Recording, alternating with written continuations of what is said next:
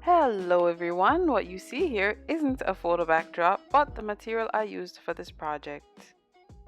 A grommet curtain panel. Since the fabric was heavyweight and I had lots to work with, I decided to try my hands at a box pleated skirt.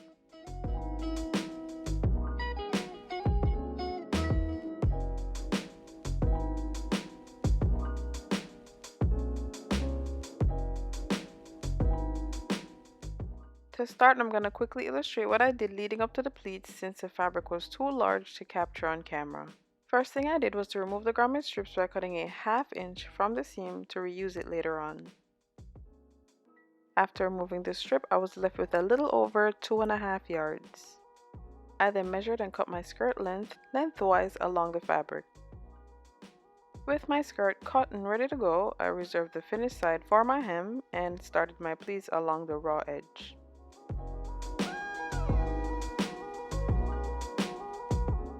Taking my ruler, I first measured and marked 1 inch from the edge for the allowance. For the pleats, the optimal width is 3 to 4 inches. I went with 4. So from the 1 inch mark, I measured and marked 4 inches, doing this for the entire width of the fabric.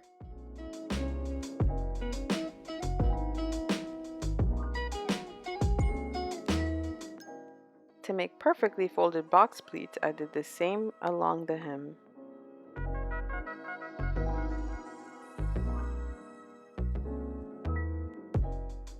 Now grabbing the fabric at the first 4 inch marks for both top and bottom, I fold the fabric onto the 1 inch mark. I then smoothed out the fabric before pinning the top and bottom to secure the pleat in place. Let's get a little closer for the next one. For this one I did the same, grabbing the 4 inch mark, then folding the fabric over to meet the other. Now since I folded this one to the right, I know the next one will be folded towards the left.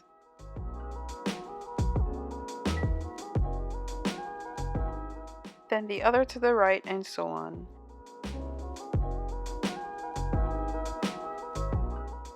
Do this until you've reached your waist measurement. Once there, make sure that both ends are the same, so that when they're joined together, it will give a seamless finish. I made the mistake of not doing so. If you find you have this issue, try adjusting the first and last pleats to match as closely as possible.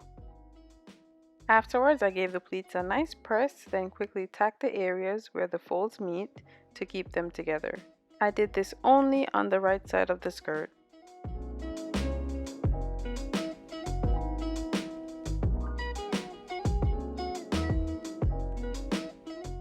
I then sewed across the top to keep them in place. Next, using half the garment strip from my waistband, I opened the seams, then turned under the 1/2 inch allowance and pressed. To attach it to the waist, I came up a little short, so I added a piece on each side so as not to throw off the center front. With right sides and center points together, I pinned and sewed one side of my waistband to the skirt.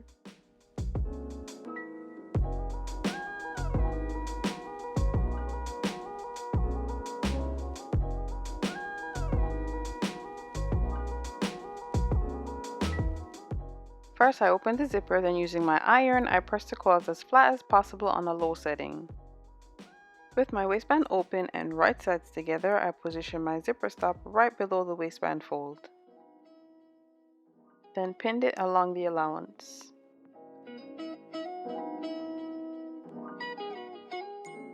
Once pinned, I sewed along the side of the teeth as far down as I could. I did the same for the other side of the zipper tape.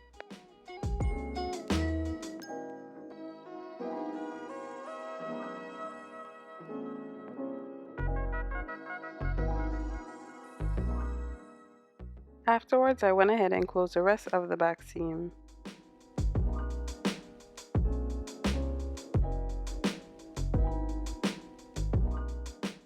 To finish the waistband, I first closed the sides by turning them inside out, then sewed close to the zipper.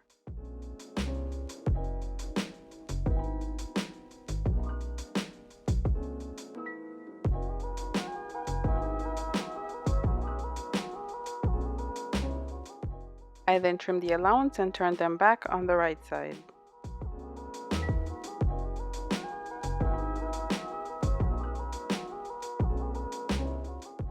Lastly, I pinned and sewed the other side of my waistband and my skirt was complete.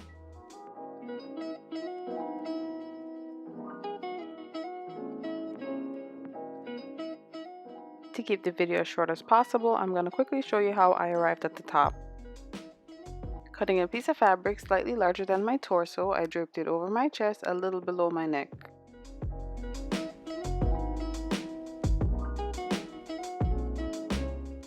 There isn't much here, but to accommodate for my bust, I pinched the excess fabric, forming a bust and waist dart on both sides.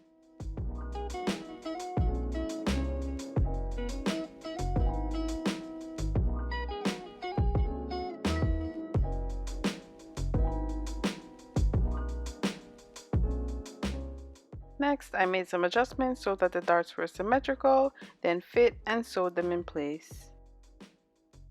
Afterwards, I pressed the waist darts towards the center front and the side darts towards the waist. Next, I removed a portion of the top to accommodate for the waistband.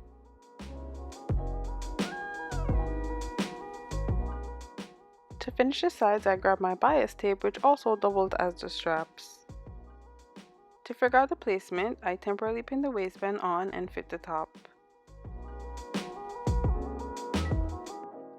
Starting at the waist, I ran the tape alongside my bust, up to my shoulder, then marked and removed the excess.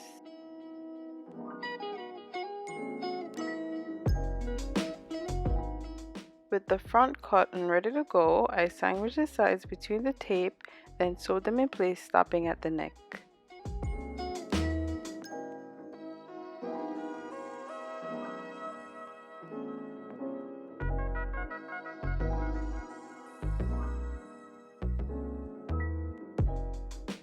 Afterwards, I attached the waistband by also sandwiching the top between the band with center points together, then pinned and sewed the top of the band in place.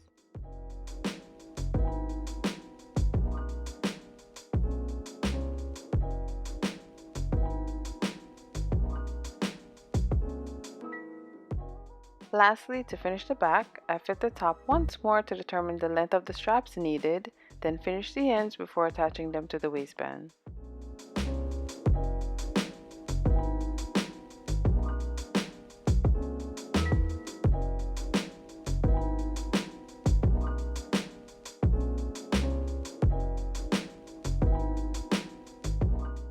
And that was it.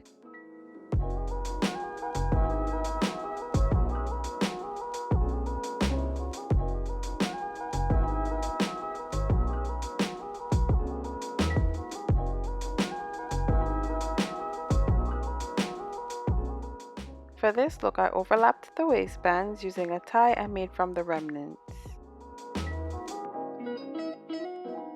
Thanks so much for watching. Hit that like button if you found this video helpful. Drop me a comment below, let me know which look is your fave, and I'll see you next time. Bye!